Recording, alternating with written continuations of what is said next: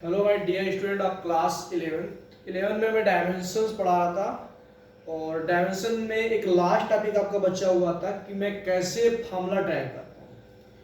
Formula कैसे type करता हूँ अगर डिपेंडेंसी हमें पता हो तो एक क्वेश्चन में लेके आया हूँ। With the help of question मैं आपको समझाने की कोशिश करूंगा। बच्चे जो है 11th के वर्क बहुत कम भेज रहे हैं, दैट्स नॉट गुड। आपको जो करना है करिए, मेरा जो काम मैं कर रहा हूँ। और लॉकडाउन का समय है, कैसे पढ़ाई चल रही है और इतना टीचर एफर्ट दे रहा है लेकिन आप उसको कुछ भी आउटपुट नहीं दे रहे हैं, ये गलत चीज़ें हैं और आप ही को आगे दिक्कत देगी। मेरा क्या जाएगा, कुछ नहीं जाएगा। मेरा काम पढ़ाना, मैं पढ़ा रहा हूँ। चलिए मैं with the help of dimensions में आपको फार्मूला कैसे बनाता हूँ ध्यान से देखिएगा। इसमें बोला गया है आप प्लेनेट, एक प्लेनेट है, मूव्स अराउंड द सन, सन के चारों ओर मूव कर रहा है। मान लिया ये मेरा सन है यहाँ पे और सन के चारों ओर कोई एक प्लेनेट है, इस प्रकार रिवॉल्व कर रहा है। ठीक, इन nearly circular orbit, it's period of revolution T, जो टाइम है उसका period revolution time depends upon, किस पर डिपेंड कर रहा है, वो डिपेंड कर रहा है डायरेक्टली प्रोपोर्शनल है, डिपेंड कर रहा है टाइम, डिपेंड कर रहा है रेडियस पे, ठीक है, डिपेंड कर रहा है मास पर और डिपेंड कर रहा है यूनिवर्सल ग्रेविटेशनल कांस्टेंट। बोला गया रेडियस पे डिपेंड करता है, मास पे डिपेंड करता है, सन के मास पे और ग्रेविटेशनल कांस्टेंट पे डिपेंड करता है। तो अगर इन तीनों इक्वेशन को हम एक साथ ले लें तो T प्रोपोर्शनल आ जाएगा आर एम जी। ठीक भैया, T प्रोपोर्शनल आ गया आर एम जी। ठीक है, अब मुझे यहां से डायमेंशनल फार्मूला निकालना। पहले तो प्रोपोर्शनल हटाएंगे, कोई कांस्टेंट आता है तो T प्रोपोर्शनल है, कोई कांस्टेंट है K R M G। ठीक है, अब मुझे यहां कुछ नहीं करना है, बस एक छोटा सा काम करना है और वो क्या करना है, हमने मान लिया जो टाइम है आपका वो डिपेंड कर रहा है R की पावर A, R की पावर A डिपेंड कर रहा है, M की पावर B डिपेंड कर रहा है, G की पावर C डिपेंड कर रहा है। हमें पावर तो कुछ पता नहीं, स्क्वायर के डायरेक्टली कॉमन है या क्यूब के, तो हमने क्या मान लिया A B C। तो यहां भी आपका A आ जाएगा, यहां B आ जाएगा, यहां भी C, यहां A, यहां B, यहां C। ये पावर हमें पता नहीं तो अपने मन से लेट कर ली A B C। जरा ध्यान देखिएगा, T equal to K, R की पावर A, M की पावर B और G पावर C। ठीक है, ये अभी मेरा यहां तक केवल जो डिपेंडेंसी थी उसके बारे में पता चल पाया। अब मैं यहाँ पे डायमेंशनल फार्मूला रखूंगा दोनों साइड, तो ये अभी रख कर दे रहा हूं क्योंकि मुझे बहुत सारा स्पेस चाहिए होगा, तो इसको मैं रख कर दे रहा हूं। ध्यान से देखिएगा, रेडियस पे डिपेंड कर रहा डायरेक्टली था, एक्सेप्ट कर लिया। टाइम का डायमेंशनल फार्मूला क्या होगा T, तो यहाँ M तो है नहीं, M पावर 0 और L भी नहीं है, L पावर 0 और टाइम का डायमेंशनल फार्मूला क्या होता है T, तो ऐसे लिख दें इक्वल टू K का कोई डायमेंशनल फार्मूला होता नहीं है तो K को ऐसे रखे रहेंगे। R, R मतलब क्या होता है डिस्टेंस, डिस्टेंस का डायमेंशनल फार्मूला क्या होता है L, तो यहाँ क्या आएगा L, L के पावर क्या आ जाएगा A। M, M क्या मास, मास का डायमेंशनल फार्मूला क्या होता है कैपिटल M, कैपिटल M के power B। G gravitational constant इसका मुझे पता नहीं है, कैसे निकालेंगे ध्यान देखिएगा। हमने एक फार्मूला पढ़ा था बचपन में यानी 9th में, F equal to G M1 M2 upon R square. ठीक है, G का डायमेंशनल फार्मूला निकालना है तो G इक्वल टू क्या होगा F into R square upon M1 M2। G की वैल्यू निकालनी है, G इक्वल टू क्या होगा F into R square M1 M2। ठीक है, G इक्वल टू F का डायमेंशनल फार्मूला क्या होता है M L T power minus 2, R क्या होता है L स्क्वायर, R का L होगा, स्क्वायर का स्क्वायर रहेगा, मास क्या होगा M, इस मास का भी क्या होगा M। ठीक, एक M से एक M कैंसिल आउट, ये M आपका ऊपर जाएगा तो G इक्वल टू क्या जाएगा M के पावर माइनस 1, M नीचे था पावर यहाँ क्या 1, ऊपर जाएगी क्या माइनस 2 जाएगी, L के पावर 1 और L पावर 2 क्या होगा L के पावर 3, T पावर क्या माइनस 2।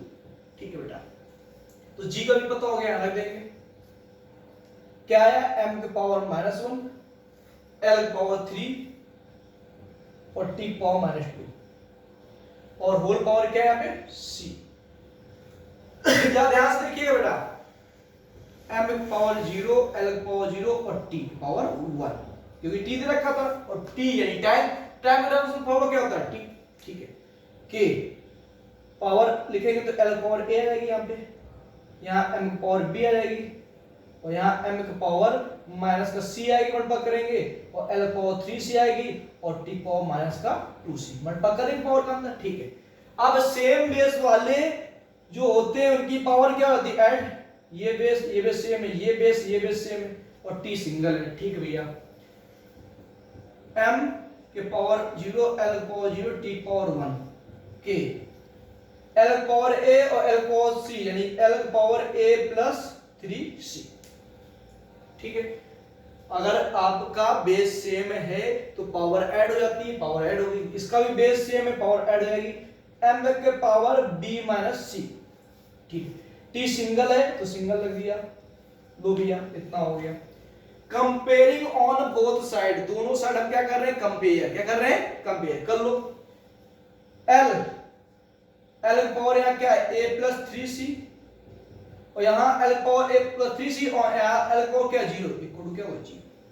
यहाँ m की पावर है b माइनस c और यहाँ m की पावर क्या है 0, इक्वल टू 0।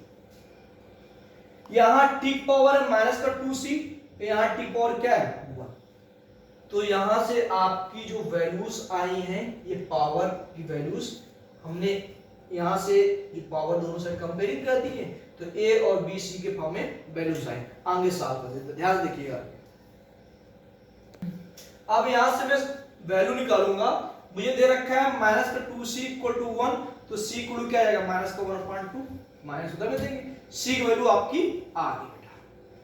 फिर मैं c की वैल्यू यहां पे पुट कर दूंगा तो मेरी b की वैल्यू आएगी, तो क्या आएगा, तो b c की वैल्यू क्या है माइनस 1.2, तो माइनस और माइनस 1.2 इक्वल टू 0, तो b माइनस प्लस का 1.2 इक्वल टू 0, तो b इक्वल क्या आ जाएगा माइनस 1.2, ठीक है बेटा। आपकी c की भी वैल्यू आ गई और b की भी वैल्यू आ गई, जो b की वैल्यू थी c की वैल्यू थी यहाँ पे हमने पुट कर दी। ये इक्वेशन फर्स्ट, ये सेकंड, ये थर्ड, ठीक। इक्वेशन सेकंड में हमने c की वैल्यू जो थी माइनस 1.2 यहाँ रख दी, माइनस माइनस हो जाएगा प्लस 1.2, b वैल्यू आ गई। जब मेरी b की वैल्यू आ गई और c की भी मुझे a की नहीं पता, तो a की कैसे निकालेंगे, जो c की वैल्यू है यहाँ रख देंगे, a प्लस का 3 माइनस का 1.2 इक्वल टू 0, c की वैल्यू माइनस 1.2 थी यहाँ पुट कर दी, plus minus a minus 3/2 equal to 0, तो a इक्वल क्या आ गया 3/2। चलो भैया a की भी वैल्यू आ गई। अब मुझे a b c की वैल्यू पता हो गई, a b c की वैल्यू हम कहां पुट करेंगे, यहाँ पे। या ध्यान से देखिएगा, बहुत ध्यान से देखिएगा, ये मैं इधर रख के दे रहा हूं।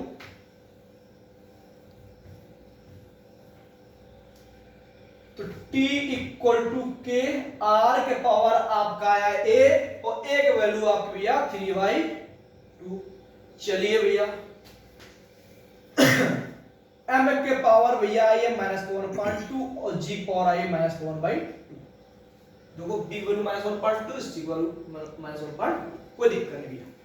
t equal to k, r की पावर 3/2, बाकी वैल्यू नीचे ले आएंगे तो m की पावर प्लस 1/2 हो जाएगा और g पावर भी प्लस 1/2 होगा, ठीक है। अभी मेरी प्रूविंग पूरी नहीं हुई है, उसने बोला प्रूव करो t square directly proportional r cube के, तो यहां तो भैया t स्क्वायर और यहां t भैया जो है सिंगल टर्म है, क्या है सिंगल टर्म, तो squaring on both side.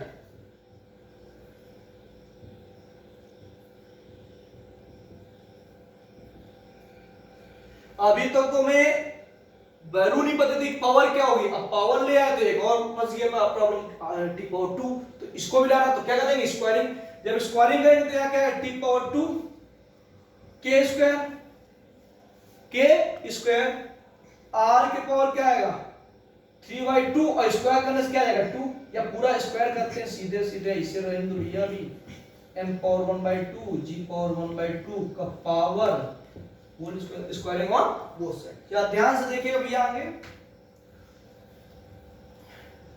t square equal to k की पावर क्या आएगा 2, r की power 3/2 into 2 2 2 cancel upon m power 1.2 into 2 और g पावर 1.2 into 2, पूरी पावर है तो ये पावर इसमें भी मल्टीपल होगा, ये पावर इसमें भी मल्टीपल होगा, ये पावर इसमें सब में मल्टीपल हो गया, ठीक भैया।